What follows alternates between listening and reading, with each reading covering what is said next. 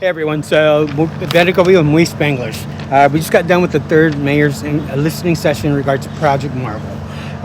So the point of Moist Spanglish is really not for me to talk, it's to present the information to actually highlight local entertainment.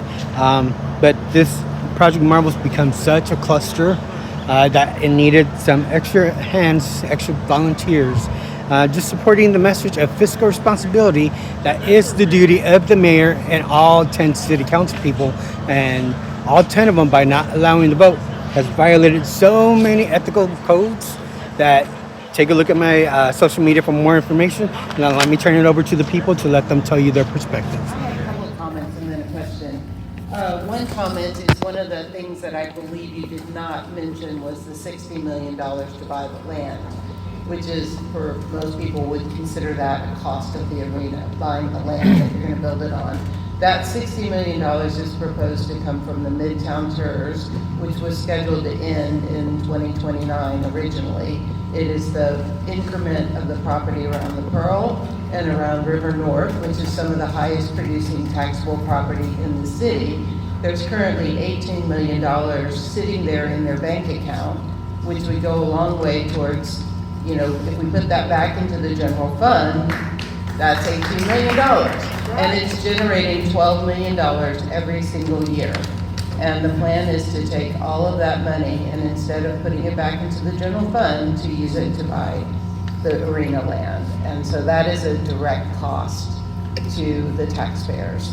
My second comment is for those, and I spend way too much time online, responding to people who say, we already voted on this, what's the problem? We already voted. Well, I'll tell you what I voted on. I voted on this flyer, which says, no cost to San Antonio homeowners or renters, zero. The arena will be funded by visitor taxes, not property or sales taxes. I voted on this, which says no property tax hike. The tourists pay the tab. Props A and B raise hotel and rental car taxes only. I voted on this one, which says our tax bill is zero. I voted on this one, which says no cost to San Antonio homeowners or renters. This one says tax on tourists, yes, but no tax on San Antonio families. And this one says, howdy neighbor, you pay zero, nada. So that's what came to my mailbox. I don't know about you guys, but that is, that's what we voted on last November. We did not vote on using 60 million property taxes to buy the land. We did not vote on $250 million bond to pay for the infrastructure. We didn't vote on not doing the convention center or the Alamo Dome because we need all the PFC money for the arena. And we didn't vote on using all of the money that we thought we were gonna get. Everybody talks about how much rent we're gonna get. It's a shell game. That just goes straight back into the arena. All of the ground leases to the Spurs, they're getting 100% tax abatement on the development that they do because all of their taxes go back into the arena. So we need to vote. Now, my only question is, Put it closer to your mouth, please. my only question is,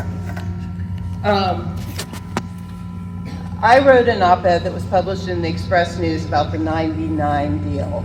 And then what I found, and I was not here in 99, but what I found was in 99. Give her a working mic, please, Minnie. Yeah, that one's working, Randy.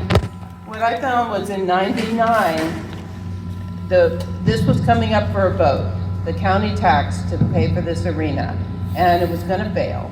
The Spurs had spent, at that time, a record amount of money on a campaign to pass that vote. And at the last minute, they were worried.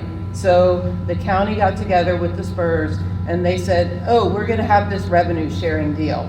We're gonna give the city a cut of the profits from the arena, and we're gonna give the city 20% of the naming rights above a certain amount. There was nothing in writing at that point.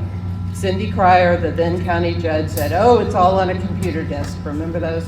Some of you remember those. But it wasn't. And so by the time the deal got signed the next year, suddenly the naming rights had been slashed into two parts, and they had put in a threshold, and the naming rights deal at the time with SBC was not over that threshold.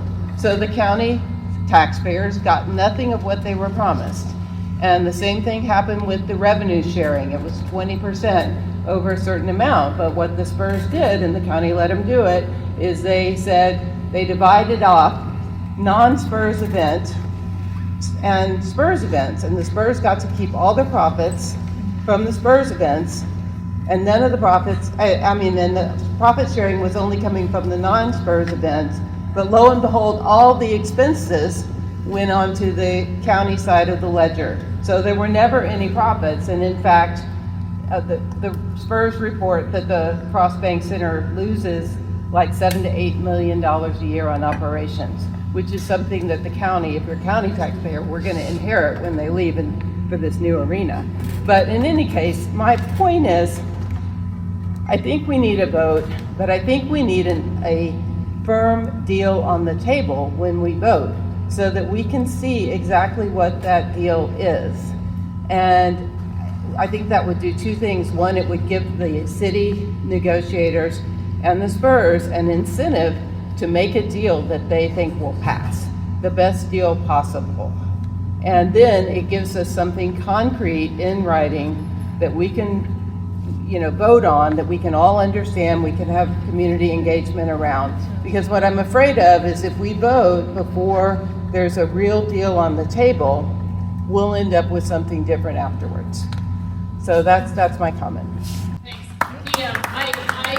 I also think the benefit of voting in November is you have something that you can weigh and say, this is what we're getting, is this good enough? I think that's fair.